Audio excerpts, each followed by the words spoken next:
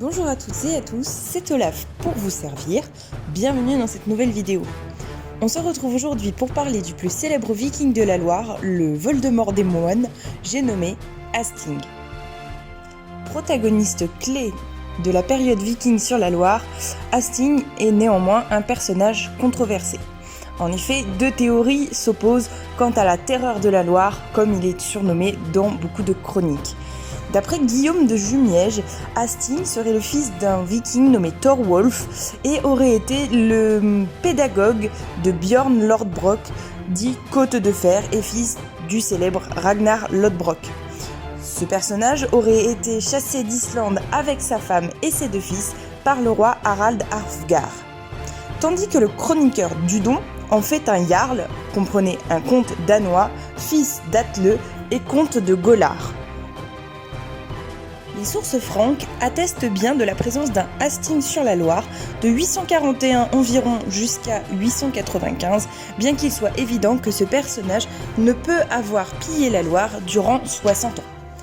Notons qu'Henri Prantou, spécialiste des sources franques et anglo-saxonnes, s'est efforcé de prouver que toutes les sources citant Hasting avant 860 sont peu, voire pas du tout crédibles. De plus, il est possible qu'Hasting soit en réalité l'attribution d'un seul nom afin de regrouper plusieurs chefs vikings aux heures de gloire somme toute éphémères. Dudon, en réalité, n'avait pas l'intention de faire une retranscription fidèle et chronologique de toutes les invasions dans ses chroniques De Moribus et Actis Primorum Normaniae Ducum, mais bien de dresser le bilan des dévastations et de la christianisation des vikings. Ce que je vous propose aujourd'hui, c'est donc que nous regardions ensemble le parcours de ce fameux Hasting tout au long de la Loire, tel qu'il est décrit à travers le récit des moines. On commence donc en 838 avec la prise d'Amboise, et il faut savoir qu'à cette époque, Hasting navigue sous le commandement et sous la direction de Auric, qui serait un prétendant au titre du roi de Danemark. En 843, Hasting fait alliance avec le comte Lambert de Nantes et le breton Nominoé. Ils sont battus par le comte Renaud de Nantes, qui aspire également donc au comté de Nantes, à Messac. Ils le surprennent et ils le tuent finalement à la bataille de Blain. L'année 845 est marquée par plusieurs raids sur la Loire, et notamment avec la prise d'Ancenis, d'Angers, de Saumur et de Chinon. Hasting fait un échec à Tours, c'est-à-dire qu'il essaie de prendre la ville mais n'y arrive pas. Il laisse alors un détachement dans un camp et part chercher des renforts. Il les obtient lors du Thing du roi Auric. Je vous expliquerai, je ferai un article également sur le blog pour que vous sachiez ce qu'est un Thing si ça vous intéresse. Donc il les obtient lors du Thing du roi Auric au Danemark, et il revient notamment aux côtés de Bjorn Côte de Fer.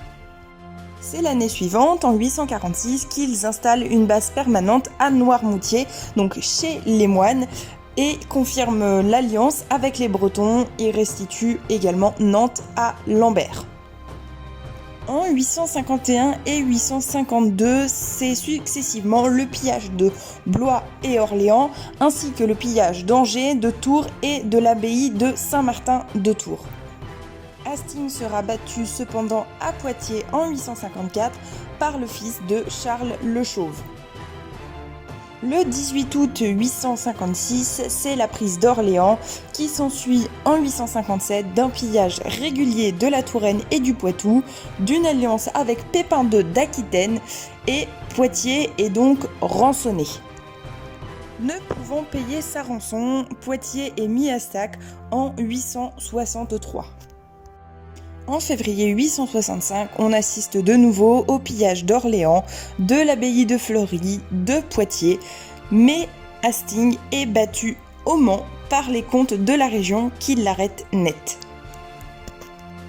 Victoire des comtes éphémère, étant donné qu'en 866, le Mans est finalement pillé par Hasting et le comte Robert le Fort est mis à mort le 15 septembre à la bataille de Brissart.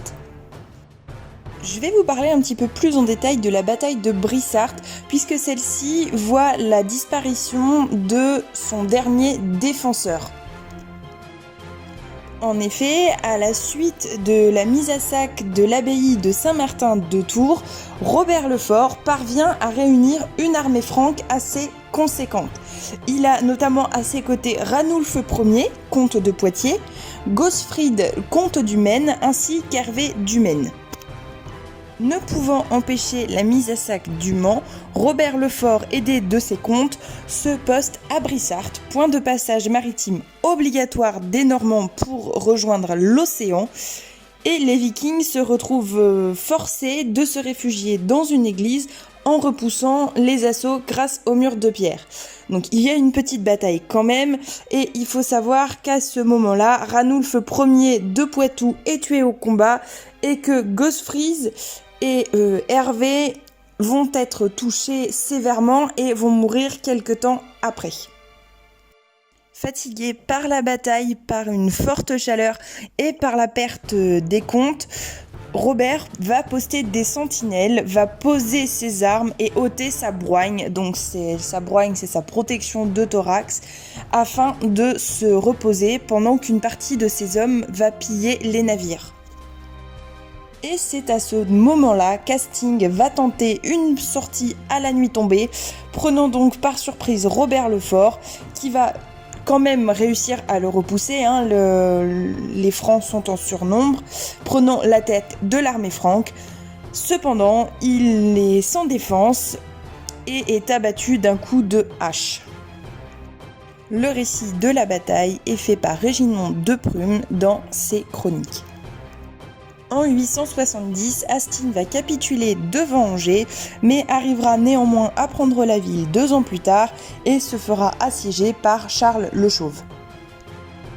Les Bretons viennent en aide à Hastings, battent les Francs, mais retournent leur veste et forcent le chef viking à capituler par un très ingénieux moyen.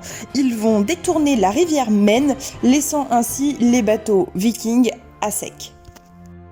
En 879, Hastings est battu par Carloman, le fils de Charles le Chauve, mais il s'en sort plutôt bien puisqu'en 882, il devient comte de Chartres. En effet, en offrant le comté de Chartres à Hastings, Charles le Chauve s'assure une certaine tranquillité, du moins de la part du viking, pour un certain temps. Hastings est donc à la tête du comté de Chartres pendant 10 ans, puisqu'en 892, il décide de le vendre. Oui, il le vend et s'achète 80 navires équipés pour partir attaquer l'Angleterre. Il n'aurait sans doute pas dû, puisque l'année d'après, donc en 893, on assiste à la disparition d'Hastings dans la Manche. C'est la fin de la terreur de la Loire et avec lui, il emporte les invasions vikings le long de ce fleuve, puisqu'après sa disparition, elles se feront de plus en plus ponctuelles jusqu'à disparaître définitivement. Cette vidéo est maintenant terminée. N'hésitez pas à laisser vos impressions ou vos idées en commentaire, à aimer et à partager la vidéo si vous l'avez appréciée et surtout à me retrouver sur les réseaux sociaux que je vous laisse en barre d'infos. Je vous souhaite une bonne journée, une bonne fin de semaine. On se retrouve la semaine prochaine. Ciao ciao!